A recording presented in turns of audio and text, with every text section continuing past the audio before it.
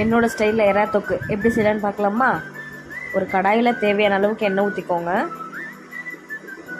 எண்ணெய் காய்ச்சதும் கடுகு கருவேப்பிலை சேர்த்துக்கலாம்.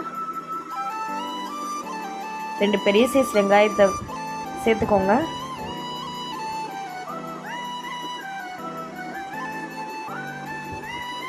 வெங்காயத்தை நல்லா கிளறி விடுங்க.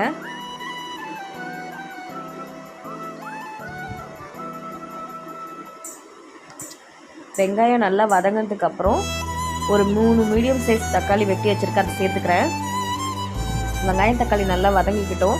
உப்பு சேர்த்துக்கோங்க. இது கூட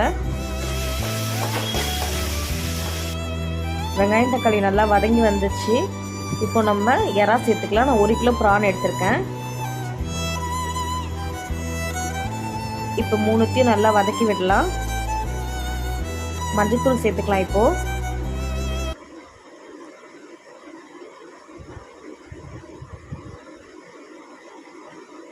இப்போ நல்லா கிளறி விடுங்க. இப்போ இறாலேருந்து நல்லா தண்ணி வரும். நீங்கள் தண்ணி சேர்க்கவே தேவையில்ல. இதுலேருந்து வர தண்ணியே நம்மளுக்கு டேஸ்ட்டு கொடுக்கும்.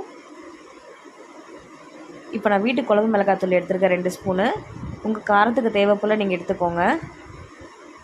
நல்லா கிளறி விடுங்க. நான் ஆல்ரெடி உப்பு சேர்த்துருக்கேன், அதனால் இப்போ சேர்க்கல. எனக்கு உப்பு கரெக்டாக இருக்குது. உங்களுக்கு தேவைப்பட்டுச்சுன்னா நீங்கள் போட்டுக்கோங்க. நல்லா கிளறி விடுங்க. தண்ணி சேர்க்க தேவையில்ல.